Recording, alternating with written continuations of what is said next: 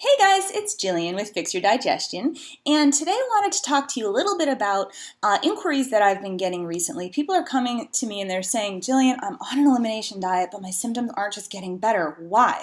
What am I doing wrong? So it's not that you're doing anything wrong, it's just that when we are thinking about somebody that has a gastrointestinal disease, whether it's a diagnosable disease or if it's something like constipation or diarrhea or a lot of gas and bloating or something like IBS, what we really want to have a look at is not just eliminating foods, because there are a lot of other underpinning reasons for why this dysfunction has arisen in the first place. And for best resolution of symptoms and to really get yourself feeling better, we actually have to cover all of these bases at once. It's not just about doing one thing or two things, it's about doing all of these things at once, and the elimination diet is just part of that broader approach. So let's talk about some other things that we want to look at when we are talking about restoring gut function, restoring gut integrity, balancing the immune system, making symptoms go away, putting digestive disorders into remission, and ultimately feeling better, okay? So the first thing is, yes, the elimination diet.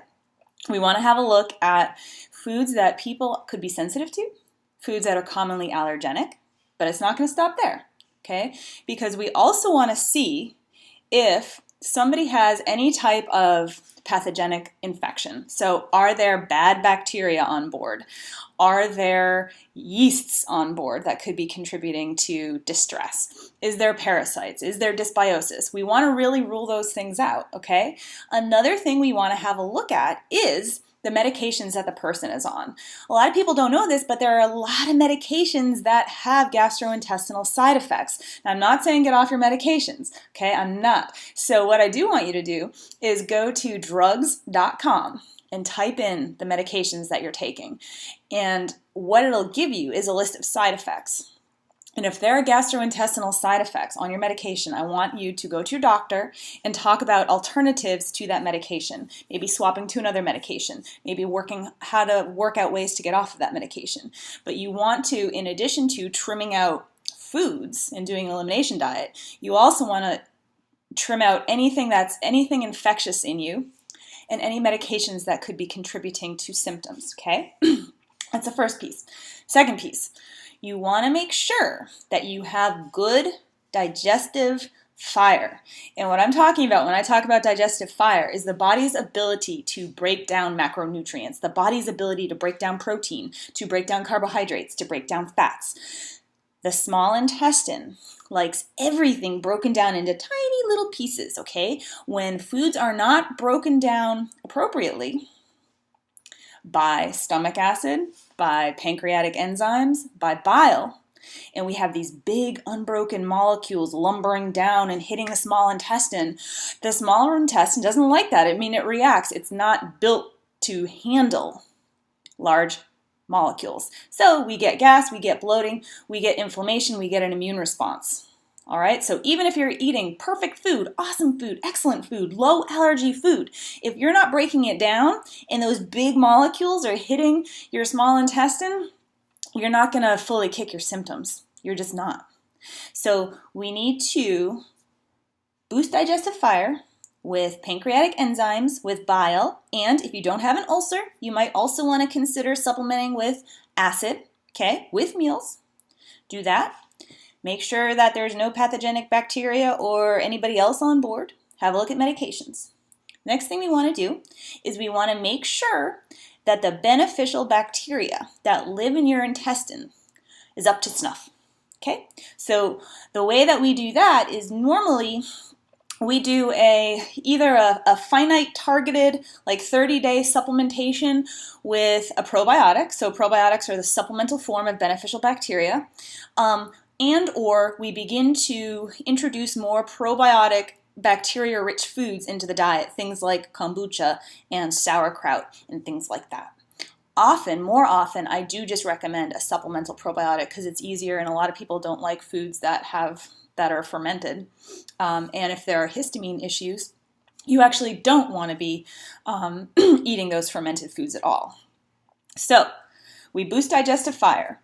We supplement with good beneficial bacteria. We make sure that there's no other infections or there's no medications on board that are contributing to symptoms. What next?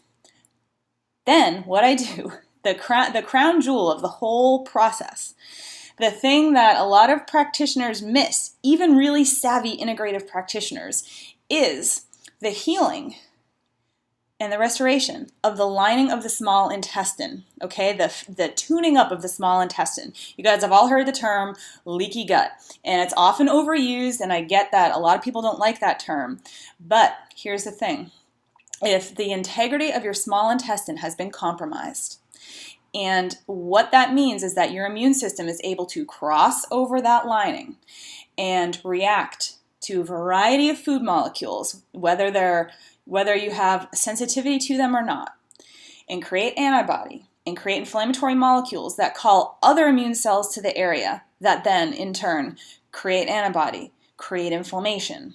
Those inflammatory molecules keep those highways open, keeping the integrity of the gut compromised. It's a very vicious cycle that is difficult to break by food elimination alone.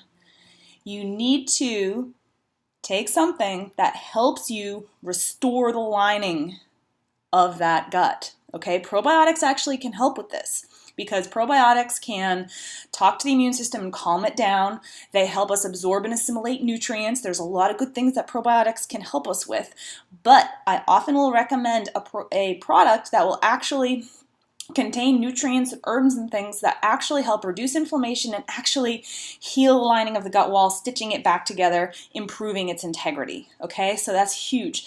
The next thing that we want to do is we want to retrain that second brain, all right, the enteric nervous system.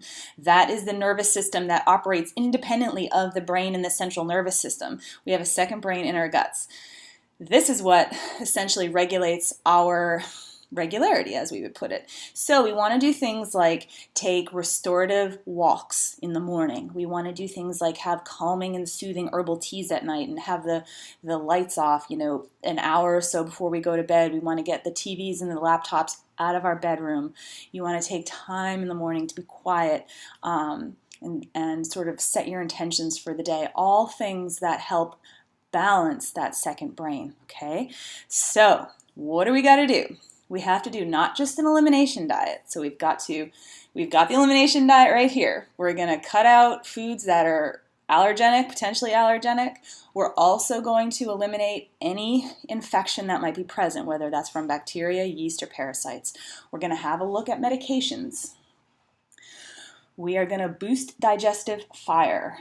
We are going to supplement ourselves with beneficial bacteria in the form of probiotics. We are going to heal the lining of the gut wall, and we are going to retrain that second brain, that enteric nervous system. That's 7 things we have to do to really seal the deal and kick out GI symptoms, put GI disorders in remission in a meaningful and long-term way. Okay? So that is why an elimination diet alone is often not successful for everybody. Thanks for watching, guys. I'll see you next time.